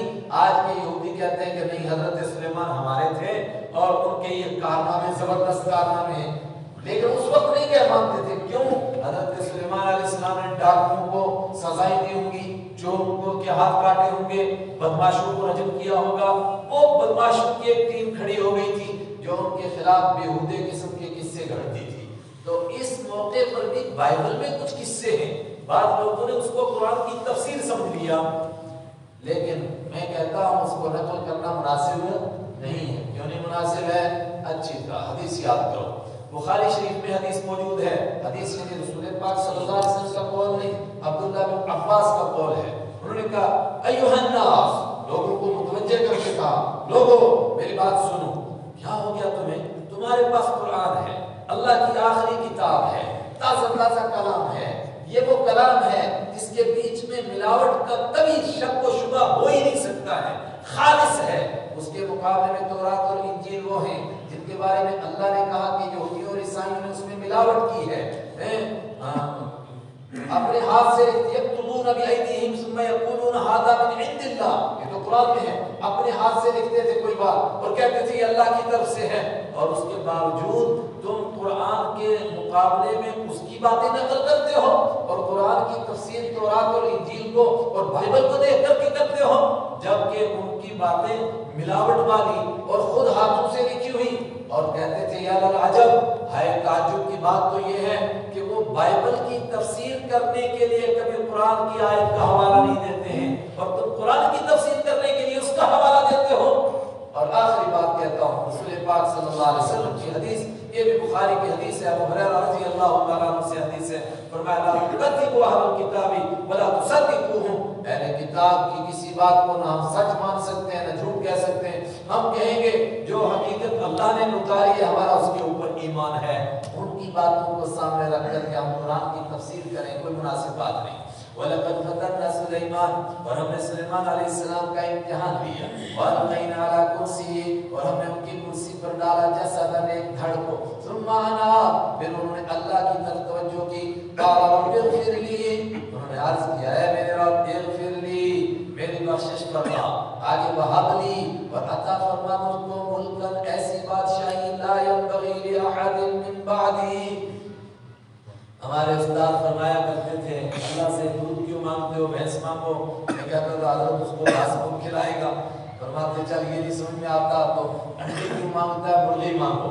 مطلب اللہ سے جب مانگنا ہو تو اللہ کی شان کے اعتبار سے مانگو، اپنی محتاجگی کو نہ دیکھو، اپنی طاقت کو. اللہ کی طاقت اللہ کے لیے کیا مشکل ہے. ہم دعا کرتے اللہم ایّد الامام العادل والخیر والطاعات وارزقنا اتباع. ہے پروردگار امت کو پھر امام نصیب کر، پھر امیر نصیب کر، ہمیں اس کی اتباع نصیب کر.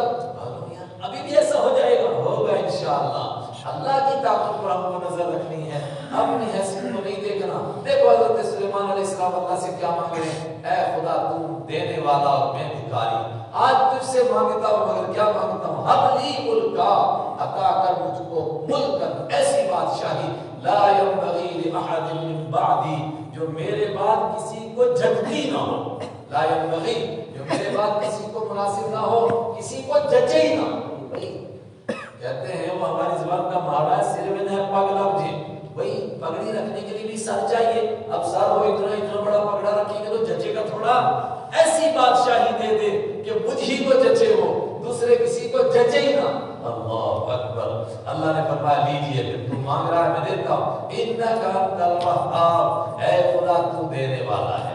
میں یہ کہنا چاہتا ہوں جوانوں، اللہ کو اللہ کی حیثیت سے دیکھ کر کے اس کی شان کے اعتبار سے اللہ سے بڑی بڑی دعائیں کرو. اللہ کے خزانوں میں کوئی کمی نہیں ہے.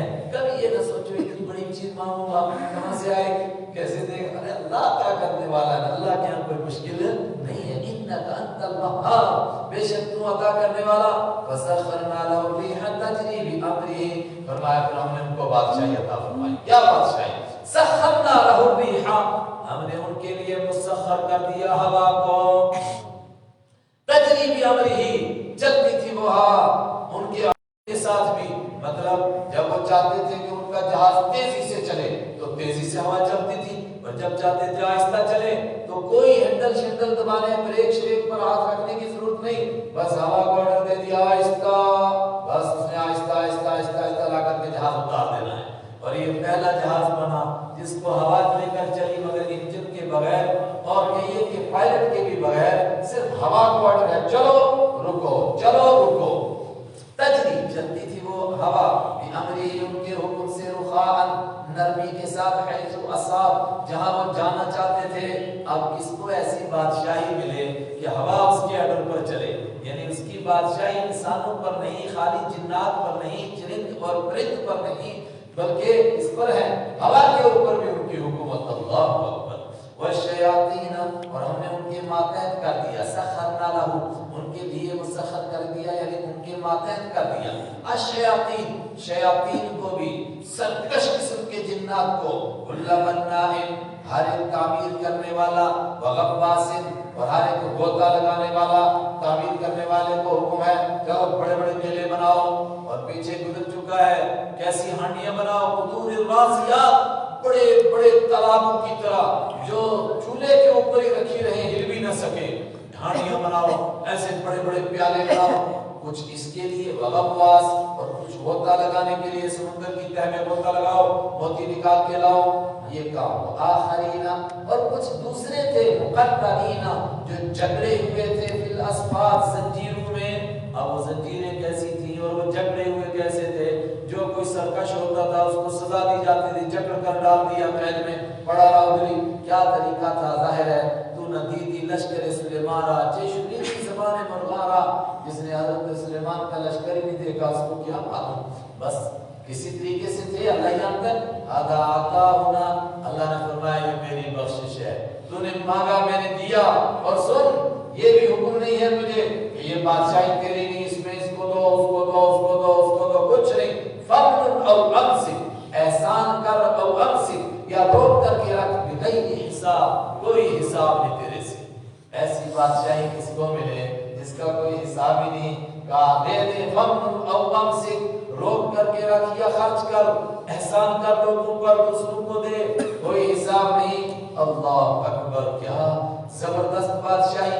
وَإِنَّ لَهُ عِندَنَا لَزُلْفَىٰ وَحُسْنَ مَآبٍ.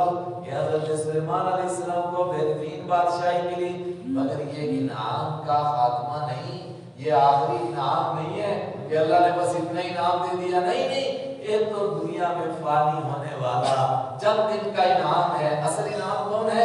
وَإِنَّ لَهُ عِندَنَا، اور بے شک ان کے لیے ہمارے پاس لَزُلْفَىٰ، بڑا قربت کا مقام ہے. وہ میرے مقرب ہیں، وہ میرے قریب ہیں، وہ میرے بہت نزدیکی بندے ہیں، یعنی اونچے مرتبے والے ہیں، قربت کا مقام ہے.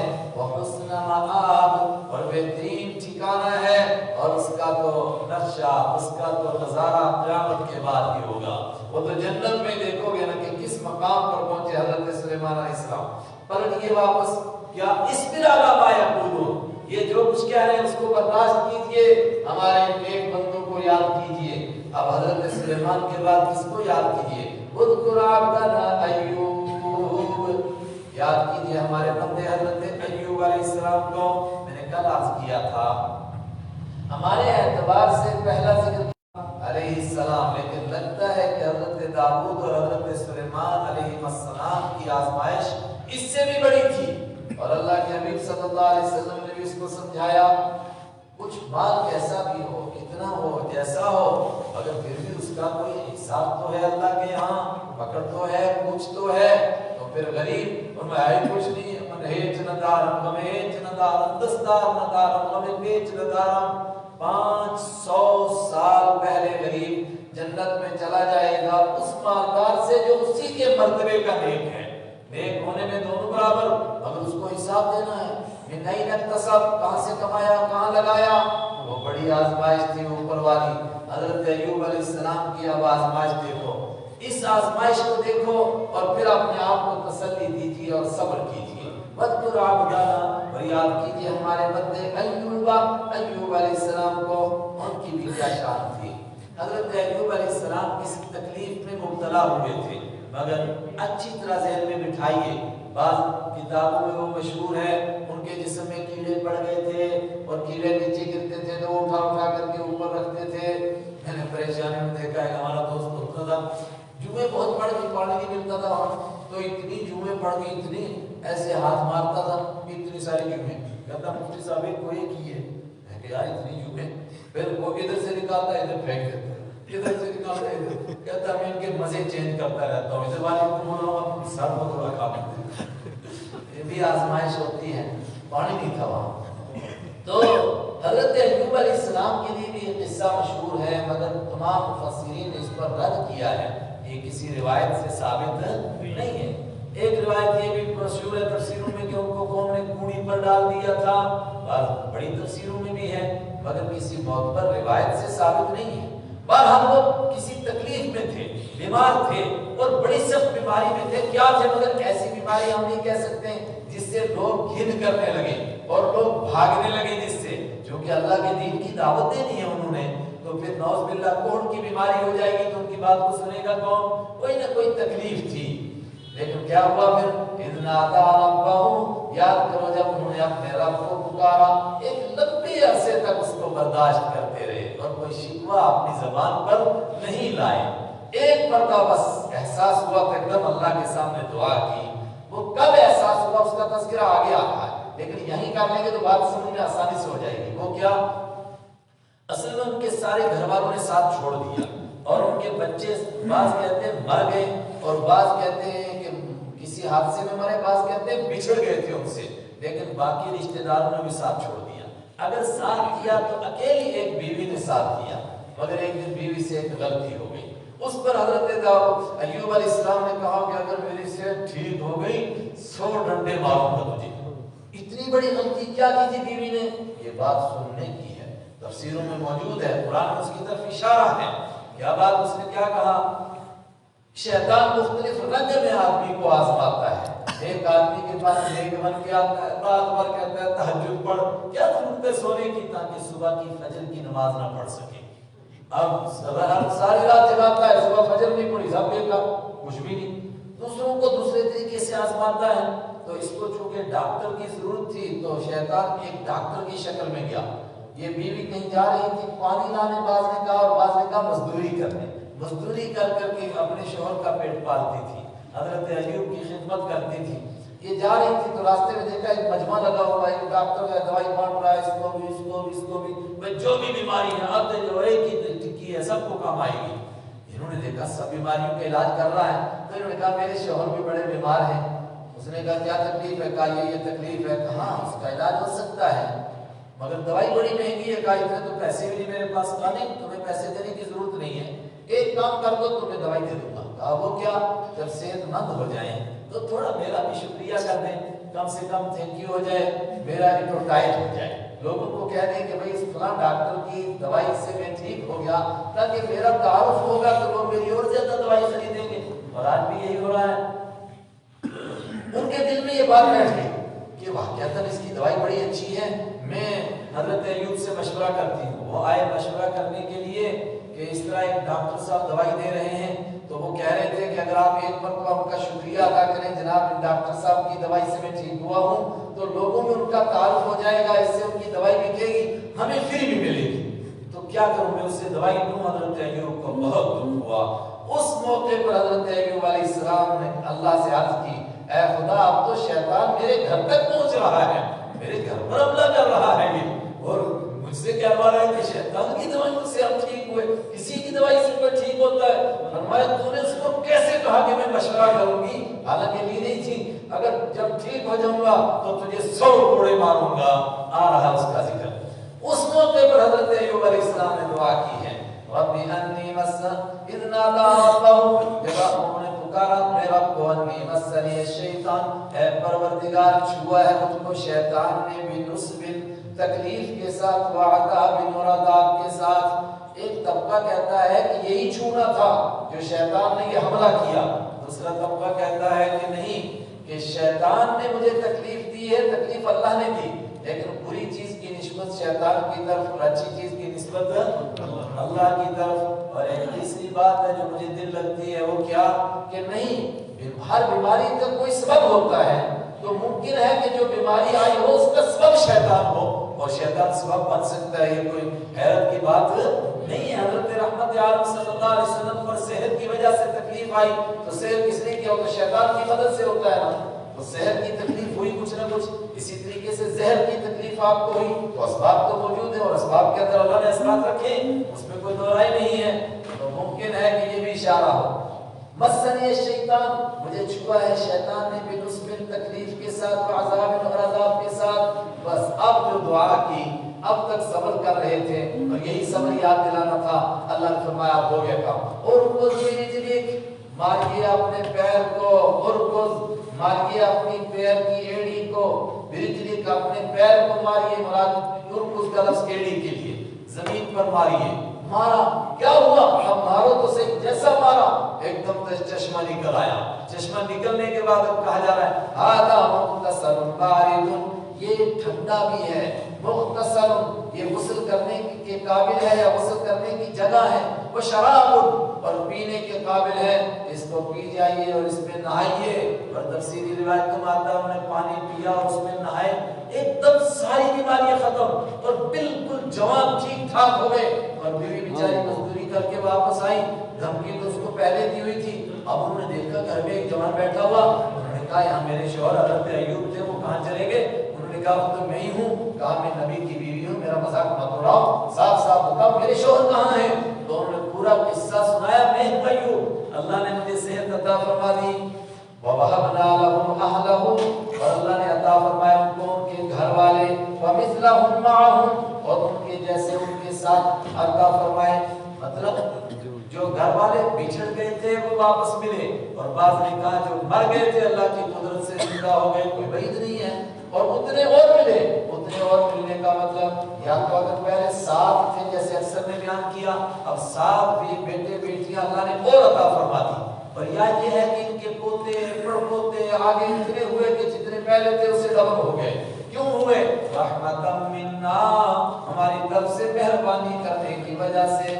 اللہ جب دینے کے اوپر آئے، رب جب دیتا ہے چھت پاڑ کے دینا ہے، کیسے دیتا ہے اس سے کو پوچھ رہا ہے، خدا کی دین سے پوچھیے، خدا کی دین کا پوچھیے موسیٰ سے احوال کیا کریں، آگ لینے جائیں تو پیغمبری ملے، سبحان اللہ۔ رحمتم منا، ہماری طرف سے رحمت کرنے کے لیے، وذکریٰ لأولی الالباب، اور عقل والوں کی نصیحت کے لیے کہ اللہ کے در کو مت چھوڑو، کتنی مصیبتیں آئیں، کتنی پریشانیاں آئیں، اور خاص طور سے یہ شیطانی طرف کی طرف سے پریشانیاں آئیں، اللہ کے در کو چھوڑو مت، انشاءاللہ کھل جائے گا اللہ کا در، اور یہ آخر رسوا ہو جائیں گے، مگر ایک وقت امتحان سے گزرنا ہے۔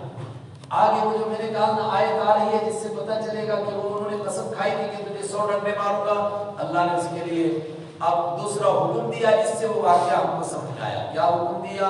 حضرت ایوب علیہ السلام ٹھیک ہوئے، اب دیکھا یہ بیچاری اکیلی بیوی ہے جس نے ساتھ دیا، اگر اس کو 100 گھوڑے 100 ڈنڈے نہ ماروں تو قسم کیسے پوری ہو، اور 100 ڈنڈے ماروں تو بڑھیا مر جائے بیچاری، اس کا کیا بنے؟ بڑے پریشان، یا اللہ کروں تو کروں کیا اس قسم کا؟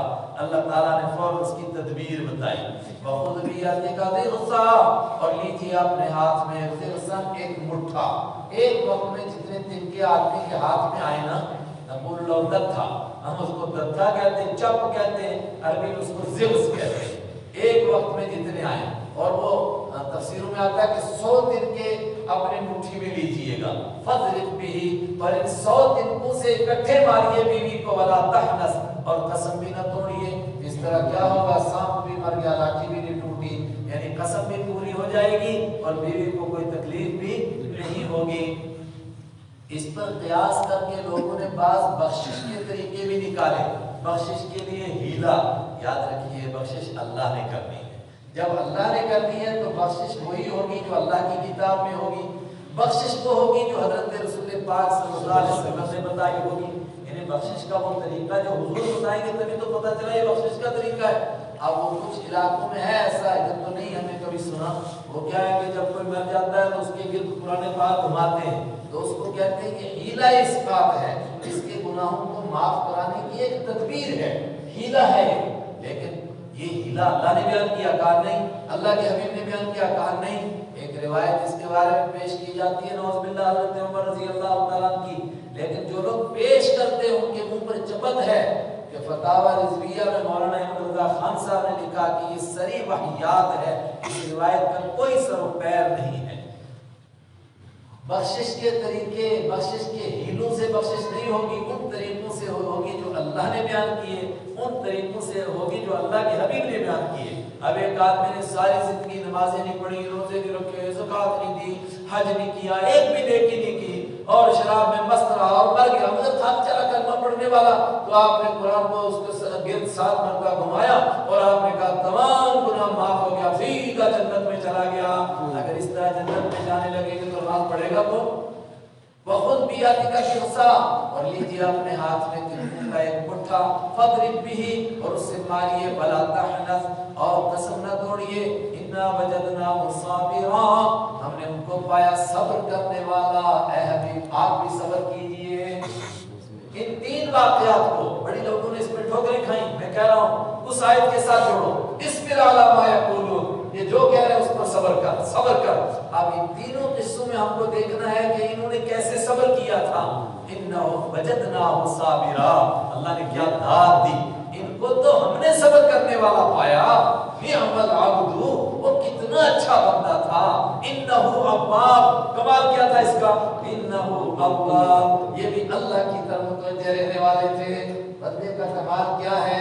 ہمیشہ اللہ کی طرف متوجہ رہے۔ کاش مجھے اور آپ کو بھی کچھ نصیب ہو جائے۔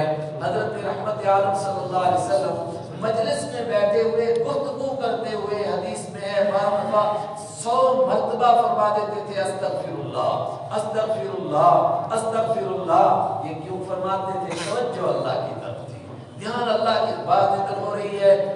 دست بیار دل بکا، دل بیار دست بکا. یہ فارسی بولنے والے کسی بزرگ کا قول ہے، تمہارے ہاتھ تو کاموں میں رہے مگر دل اللہ کی طرف متوجہ رہے، ہمیشہ اللہ کی طرف. انہ اواب واذکر عبادنا، اور فرمایا اور صبر کرنے والے بندوں کا بھی تذکرہ کرو اور ان کی زندگیوں کو دیکھ کر آپ بھی صبر کریں. واذکر عبادنا، اور یاد کیجئے ہمارے بندوں کو، ابراہیم علیہ السلام کو، و اسحاق علیہ السلام کو، و یعقوب اور یعقوب علیہ السلام کو. اولي الایدی، یہ سارے کے سارے طاقت والے تھے. ایک معنی. دوسرے معنی اپنی محنت سے کام کرنے والے تھے. لیکن پہلے معنی مناسب، چونکہ ابھی پیچھے الہی گزرا ہے. حضرت داؤد علیہ السلام طاقت والے تھے، یہ بھی طاقت والے تھے مگر صبر کر کے دکھایا. آپ بھی صبر کیجئے. والابصار، اور یہ سب کے سب نگاہوں والے تھے، اصحاب بصیرت تھے. انجام کے اوپر نظر تھی ان کو، اللہ کی طاقت کے اوپر نظر تھی، قیامت پر نظر تھی، اس لیے یہ صبر کرتے تھے. آپ بھی صبر کیجئے. ان سارے نبیوں کو اللہ کہتا ہے ہم نے ایک خاص چیز عطا فرمائی تھی، خاص نعمت. کیا خاص نعمت ملی تھی؟ انا اخلصناہم، بے شک ہم نے ان کو خالص کیا تھا. خالص کیا تھا مطلب سب کچھ ان کے دل سے نکلا. خالصتاً، خالصتاً، ایک خالص چیز کے ذریعے سے وہ چیز ان کے دل میں آئی، باقی سب کچھ نکل گیا. وہ کیا تھی ان کے پاس خالص چیز؟ ذکر الدار، وہ تھی گھر کی یاد. انا اخلصناہم، بے شک ہم نے ان کو خالص کیا. بخالصۃ، ایک خالص ہونے والی چیز سے. ذکر الدار، اور وہ تھی گھر کی یاد. اب گھر کی یاد سنتے ہی جن لوگوں کے دور دراز گھر ہیں تو وہ سمجھیں گے کہ ان کو بھی اپنا گھر یاد آتا ہوگا. ہمارے طالب علموں کو اپنا گھر یاد آتا ہے؟ نہیں. ایمان والے کا ایک ہی گھر ہے. کون سا گھر ہے؟ جنت گھر ہے. یہ گھر نہیں، یہ تو دھوکے کا گھر ہے، مکڑی کا جالا، مچھر کا پر ہے. گھر اصل میں جنت کا گھر ہے. ہر وقت میں ان کی نظر اس جنت کے گھر کے اوپر ہوتی تھی، یعنی آخرت پر تھی. اس لیے دنیا ان کو کچھ نظر ہی نہیں آتی تھی. منزل ہی پہ ہے نظر میری، سنگ میل بھی نہیں آتا نظر مجھ کو. جو گھر جا رہا ہو راستے میں اس کو پوچھو یار وہ کلومیٹر لکھے ہوا ہے پتھر پہ، اس کو کیا بولتے ہیں؟ اس کو سنگ میل کہتے ہیں. کیا اسٹون تھا وہ؟ ہاں ٹھیک ہے، کلومیٹر والا اسٹون. تو اس کو سنگ میل کہتے ہیں اردو میں. وہ پتھر بھی اس کو نہیں نظر آتا. کیوں؟ وہ گھر کی طرف دیکھتا ہے، جلدی پہنچنا ہے، جلدی پہنچنا ہے گھر کی طرف. جس کو جنت میں اپنا گھر بنانا ہو اس کا دھیان ہر وقت میں گھر کی طرف ہوتا ہے، وہاں کی طرف ہوتا ہے، یہاں نہیں اس کا دھیان ہوتا ہے. وَإِنَّهُمْ عِنْدَنَا، اور بے شک یہ سب کے سب عندنا، ہمارے نزدیک. لَمِنَ الْمُصْطَفَيْنَ، ضرور چنے ہوئے لوگ تھے. الْأَخْيَارَ، پسندیدہ لوگ تھے.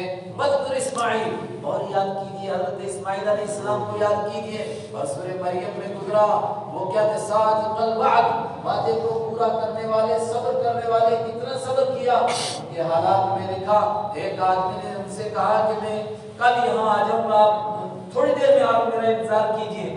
1 سال تک اس کے انتظار میں کھڑے رہے. اللہ اکبر.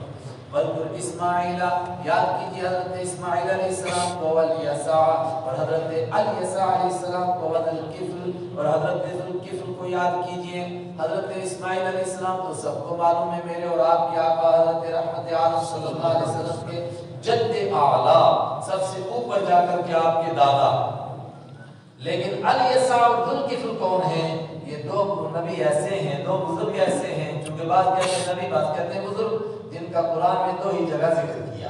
حضرت الیسع کا یہاں ہے اور سورہ انعام میں ہے، اور حضرت ذوالکفل کا یہاں ہے اور سورہ انبیاء یعنی 17ویں پارے میں ہے. اور کہیں تذکرہ نہیں، اور دونوں جگہ صرف نام آیا. اور حضرت رحمت عالم صلی اللہ علیہ وسلم نے بھی کوئی تفصیل نہیں فرمائی. تو بس جس طرح دوسرے نبیوں نے دین کا کام کیا اور اللہ کے راستے میں آنے والی تکلیفوں اور مصیبتوں کو برداشت کیا، اسی طرح یہ بھی برداشت کرنے والے تھے. تفصیل جاننے کی ہم کو کوئی ضرورت نہیں ہے. البتہ بعض لوگوں نے پچھلے انبیاء کرام کے حالات کو دیکھ کر اور ناموں کو اکٹھا کر کے کہا کہ حضرت الیاس علیہ السلام کے زمانے میں یہ تھے، اور بعض نے کہا کہ حضرت الیسع ان کے رشتہ دار تھے، بھتیجے تھے، اور بعض نے کہا کہ حضرت ذوالکفل حضرت الیسع کے بعد نبی بننے والے تھے یا ان کے خلیفہ تھے اور بزرگ تھے. واللہ اعلم. وَكُلٌّ مِّنَ الْأَخْيَارِ، ان سب کے سب کا کمال کیا تھا کہ یہ سب کے سب اللہ کے چنے ہوئے پسندیدہ تھے. ھذا ذکر، یہ ہے نصیحت. سو گئے ہم؟ ہاں، بات کہاں چل رہی تھی؟ صاد والقرآن ذی الذکر. صاد، قسم ہے نصیحت والے قرآن کی. قرآن نے کیا نصیحت کی؟ ھذا ذکر، یہ نصیحت ہوئی نا، کیا ہلا کے رکھ دیا. اگر ہم اس کو دھیان سے پڑھیں، دھیان سے سنیں، توجہ کے ساتھ سنیں، کچھ ہم کو سمجھ میں آنے لگ جائے تو یہ تو دلوں کے تاروں کو ہلا دیتا ہے. یہ تو روشنیوں کا بتا دیتا ہے، انسان کو اس کا مقصد زندگی سمجھاتا ہے. چند آیتیں پڑھتا ہے ایک آدمی، اللہ اس کو ایمان نصیب کر دیتا ہے. تو طفیل بن عمر الدوسی کے سامنے حضور نے کیا پڑھا؟ صرف قل هو اللہ احد. کیسے آپ پڑھتے جا رہے تھے؟ وہ فرماتے تھے ایک آیت آپ نے پڑھی تو مجھے لگا کہ ایک دنیا ختم ہو گئی، کہ جتنے میں نے وہ پتھر کے کھڑے کر رکھے تھے وہ سب ختم. قل هو اللہ احد اللہ الصمد لم یلد ولم یولد ولم یکن له کفوا احد. انہوں نے کہا بس اشہد ان لا الہ الا اللہ واشہد انک محمد رسول اللہ، میں گواہی دیتا ہوں آپ اللہ کے رسول ہیں، اللہ کے سوا کوئی نہیں. یہ کلام اگر آپ پر اترا ہے تو آپ اللہ کے پکے رسول ہیں. یہ کلام کسی اور پر نہیں اتر سکتا ہے. اگر وہ سلیقہ ہم کو ہو، وہ ذوق ہو، اللہ وہ دل بھی عطا فرمائے اور سمجھنے کی وہ تڑپ بھی عطا فرمائے اور کچھ تھوڑی بہت عربی زبان بھی نصیب ہو جائے. خاص طور سے وہ لوگ جنہوں نے بہت ساری زبانیں سیکھی نا، انگریزی سیکھی، وہ گوروں کی زبان 7 سمندر پار کی مجھے آتی نہیں ہے. تو ایک آدمی نے طنز کیا میرے اوپر کہ آپ کو انگریزی بھی نہیں آتی. میں نے کہا یہ ظالموں کی زبان ہے، میں نہیں سیکھتا ہوں. ایسی جان چھڑائی کسی طرح. لیکن بہرحال سردی تو وہ تھے، ان کی زبان سیکھنے کو لوگ اس کو فخر سمجھتے ہیں. یہ فخر کیوں سمجھتے ہیں؟ اس لیے کہ ہر غلام کو آقا کی زبان میں بات کرنے کو فخر سمجھتی ہے. دیکھتے نہیں آپ، ہمارا سادہ سے ایک آدمی آتا ہے گاؤں میں، اپنی زبان بولتا ہے جو بھی اس کی زبان ہوگی. لیکن دوسرا آدمی کیا کرتا ہے کہ جو بڑا افسر ہے اس کی بولی بولتا ہے، حالانکہ اس کو بولنا بھی نہیں آتا، ٹیڑھی میڑھی کر کے بولتا ہے. جن لوگوں نے بڑی محنت سے انگریزی سیکھی، اچھی بات ہے، میں نہیں کہتا ہوں کوئی بری بات ہے، لیکن بہرحال انگریزی پر محنت کی مگر عربی پر نہیں کر سکے.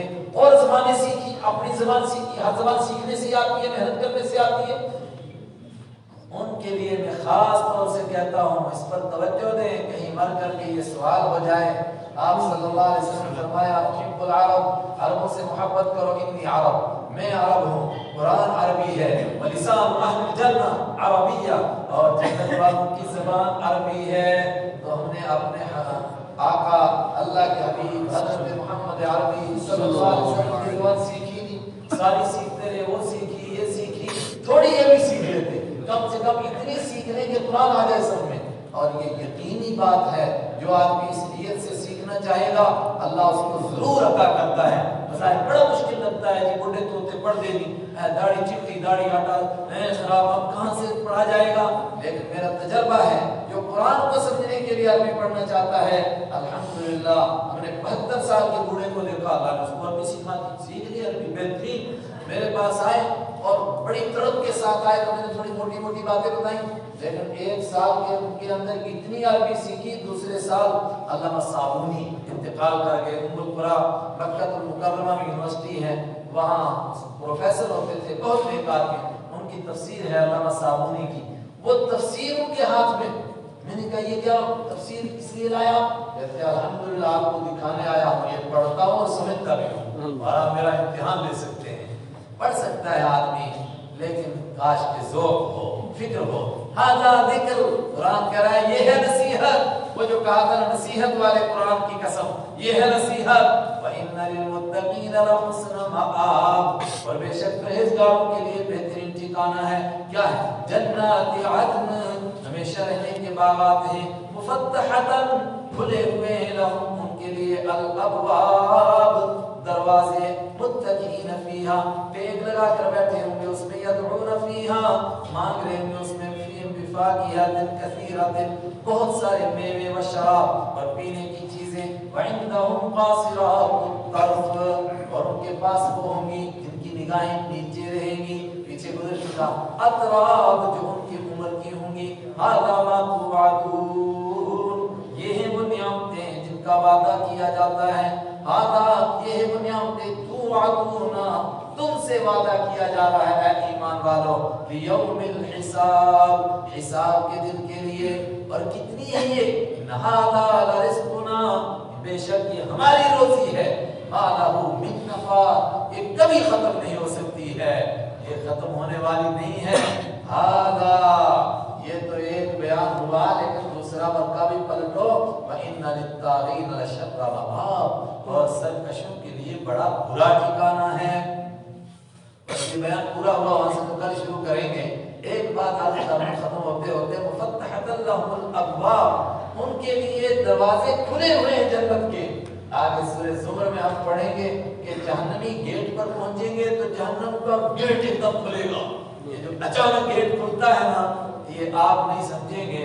मुझसे पूछ लें या मेरे जैसे किसी से पूछ लें कि जब किसी मुल्जिम को पेश किया जाता है तो किस तरह उसके लिए अचानक गेट खुलता है और अंदर धकेला और गेट बंद।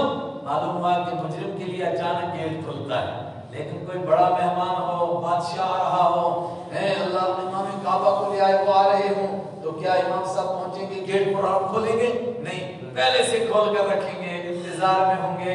अल्लाह कहता है मैंने अपने बंदों के लिए जन्नत का गेट भी खोल कर रखा हुआ है। और हदीस में अल्लाह के हबीब सल्लल्लाहु अलैहि वसल्लम फरमाते हैं रोजेदारों के लिए जन्नत के 8 दरवाजे खुले, लेकिन एक दरवाजा उसका नाम है रैयान, वो सिर्फ रोजेदारों के दाखिले के लिए। यहाँ से रोजेदार दाखिल हो जाएं, अल्लाह से मांगे, अल्लाह को भी वो नसीब फरमाए। सदक़ल्लाहु मौलाना।